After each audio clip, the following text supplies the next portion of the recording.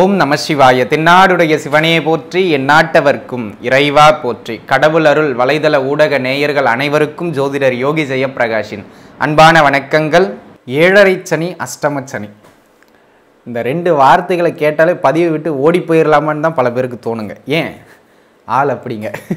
7.5 சனியில் 7.5 வருடம், அஷ்டம சனியில் ஒரு 2.5 வருடம், ஏறத்தாழ ஒரு 10 வருட காலகட்டம் பார்த்தீங்க அப்படின்னா, இன்னும் அர்த்தாஷ்டம சனி இருக்குது, கண்டக சனி இருக்குது. அதை பற்றி ஜோதிடம் தெரிந்தவர்கள் பெருசாக பயப்படுறதில்லை.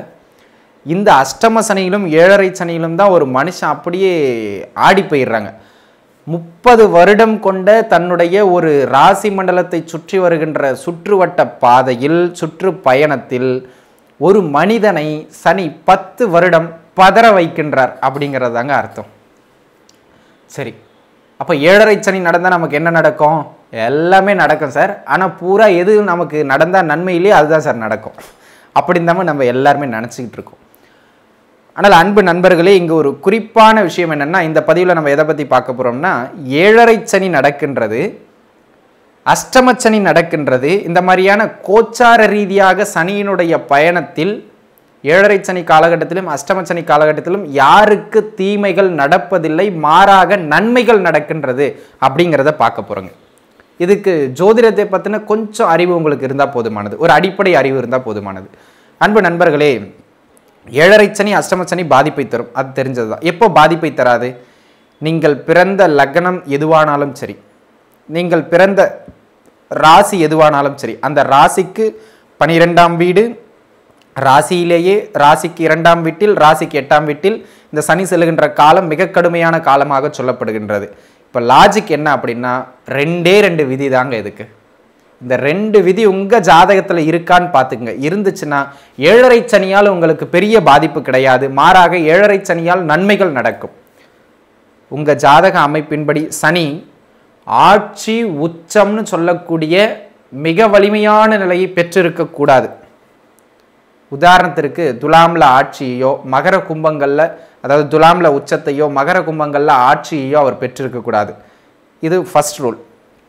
2வது ரூல், அவ்வாறாக பெற்று இருந்தாலும் குரு சுக்கிரன் போன்ற முதன்மை சுப கிரகங்களின் இணைவு பார்வையில் சனி இருப்பாரானால் ஒருவரினுடைய 7.5 சனியில் துன்பங்கள் நடக்கும், பெரிய துன்பங்கள் நடக்காது, கவலைப்பட வேண்டாம். அடிப்படையில் ஒரு 60-70% தீமைகள் குறைஞ்சிடும். அதாவது தலையே போகிறது கை போகிறதோடு நின்று போயிடும். இதுக்கு என்ன பண்ணணுங்க? சனி ஜாதகத்தில் வலுக்கக்கூடாது, வலுத்தாலும் சுப கிரகங்களின் தொடர்பால் வலுக்கணும், இப்படி இருக்கணும். அப்படி இல்லையா? 2வது, சனி ராகுவின் தொடர்பை, அதாவது ராகு செவ்வாயின் தொடர்பை சனி எந்த நிலையிலும் பெற்றிருக்கக்கூடாது. அப்படி பெற்றிருந்தார்னா கடுமையான தொந்தரவு. பெறாமல் இருந்து குரு சுக்கிரனோட தொடர்பில் இருக்காருன்னா தீமைகளை செய்யாது. இது முதல் தரமான அமைப்பு. 2வது, உங்களுடைய ராசிக்கு 12ஆம் பாவகத்திலோ, ராசிக்கு 2ஆம் பாவகத்திலோ, ராசிக்கு 8ஆம் பாவகத்திலோ எந்த கிரகங்களும் இல்லை, அவை காலி வீடுகளாக, காலி பாவகங்களாக, வெற்று பாவகங்களாக இருக்கின்றது. ஒரு உதாரணத்துக்கு நான் மகர ராசி, எனக்கு கும்பத்திலையும் எந்த கிரகமும் இல்லை, தனுசுலையும் எந்த கிரகமும் இல்லை, சிம்மத்திலையும் எந்த கிரகம், 8ஆம் இடமான சிம்மத்திலையும் எந்த கிரகமும் இல்லைன்னு வச்சுக்கோங்களேன். அந்த காலகட்டத்தில் 7.5 சனி நடக்கின்ற பொழுது எனக்கு எந்த துன்பமும் நேராது. அந்த ஜென்ம ராசியில் ஜென்ம சனியினால் ஜென்ம நட்சத்திரத்தில் போகின்ற அந்த ஒரு 13 மாதம் துன்பம், அது எல்லாருக்குமே துன்பம், அதிலிருந்து யாரும் தப்பிக்க முடியாதுங்க. நம்ம சொல்கிறது மீதி இருக்கின்ற காலகட்டங்கள். ஆக சனி செல்லுகின்ற சனியின் அஷ்டம சனி 7.5 சனி காலகட்டத்தில் அவர் கடக்கின்ற வீடுகளில் நம்மோட பிறப்பு ஜாதகத்தில் எந்த கிரகமும் இல்லாமல் இருக்கணுங்க. இல்லாமல் இருந்ததுன்னா துன்பங்கள் கிடையாது. ஆக இது துன்பங்கள் நடக்காத நிலை 7.5 சனி அஷ்டம சனி நடக்கின்ற பொழுது. சரிங்க, 7.5 சனி நடக்கும்போது நிறைய பேர் வளர்ச்சி அடைகிறாங்க. அதை பார்த்தா தாங்க எனக்கு வயிறு எரியுது. நான் என்னங்க பண்ணுறது?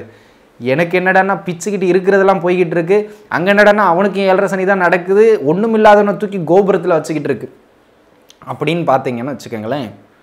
ஒரு நல்ல கிரகங்களின் மேல்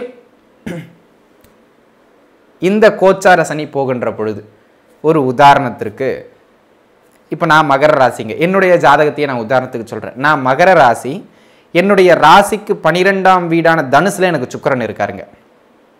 சுக்கிரன் மேலே என்னுடைய சனி போகும்போது நான் வீடு கட்டினேன். 7.5 சனி விரைய சனியில் சுக்கிரன் மேலே என்னோட சனி போகும்போது நான் வீடு கட்டினேன். எனக்கு ராசியிலேயே குருங்க, என் குரு மேலே சனி போகும்போது எனக்கு தொழில் அமைஞ்சதுங்க. இப்போ பாருங்கள், அடுத்தது எனக்கு புதன் இருக்காருங்க, கும்ப வீட்டில் புதன் இருக்காருங்க. கும்பத்தில் சனி போகும்போது அவரோட நட்பு கிரகத்து மேலே நல்ல கிரகத்து மேலே போக போகிறாருங்க. அப்போ தொழிலில் அடுத்த கட்ட வளர்ச்சி அடைய போகிறாங்க. ஆக இதுதான் ரூல். உங்களுடைய 7.5 சனி அஷ்டம சனி காலகட்டத்தில் உங்களுடைய ராசிக்கு 12 ராசியிலோ ராசிக்கு 2 ராசிக்கு 8 எந்த கிரகங்களும் இல்லைன்னா துன்பங்கள் கிடையாது. சனி ஜாதகத்தில் ரொம்ப வலுப்பெறாமல் சுப கிரகங்களின் தொடர்பில் இருந்தாருன்னா துன்பங்கள் கிடையாது. இது துன்பங்கள் இல்லாமல் இருக்கிறதுக்கு. நன்மைகள் நடக்கணும்னா ராசிக்கு 12 அல்லது ராசியில் அல்லது ராசிக்கு 2 அல்லது ராசிக்கு 8. ஏன்னா இதுதான் 7.5 அஷ்டம சனிக்கான பாவகங்கள். அந்த பாவகங்களில் உங்களோட ஜாதகத்தில் குரு, சுக்கிரன், புதன் அப்படின்னு சொல்லக்கூடிய சனிக்கு நட்பு கிரகமான இயற்கை சுபர்களான இந்த 3 கிரகங்கள் அமைய பெறுவார்கள். ஆனால் அந்த காலகட்டத்தில் 7.5 சனியில் தான் வீடு கட்டுவான், 7.5 சனியில் தான் கல்யாணம் ஆகும், 7.5 சனியில் தான் தொழில் அமையும், 7.5 சனியில் தான் சொத்து சேரும், 7.5 சனியில் தான் பேரடையும், 7.5 சனியில் தான் புகழ் பெறுவான். எல்லாமே அங்கே தான் கிடைக்குங்க. நமக்கே கொஞ்சம் வயிற்றுச்சலாக தான் இருக்கும். என்ன பண்ணுறது? ஏன்னா நமக்கு என்னடா இங்கே ட்ரௌசர் காண்டுக்கிட்டு இருக்கான், அவன் மேலே போகிறான்னு. அந்த அமைப்புகளில் இதாங்க மாறாத விதி. சுப கிரகங்கள் மீது 7.5 சனி காலகட்டத்தில் சனி போனார்னா தீமைகள் இல்லாமல் நாமே வியக்கும் வண்ணம் நன்மைகள் நடக்கும். இப்போ உங்களுக்கு விதியை சொல்லியாச்சு. உங்கள் ஜாதகத்தில் நீங்களே செக் பண்ணிங்க. எப்படி இருக்குங்கிறத பார்த்துட்டு நீங்கள் இந்த பதிவின் கீழே தாராளமாக கமெண்ட்டை போடலாம். நன்மைகளே நடக்கும். வாழ்த்துக்கள். கடவுள் அருள் டிவியை பார்த்தமைக்கு நன்றிகள். மேலும் இது போன்ற தகவல்களை தெரிந்து கொள்ள கடவுள் அருள் டிவியை சப்ஸ்கிரைப் செய்யுங்கள். மறக்காமல் பெல் ஐக்கானை கிளிக் செய்யுங்கள்.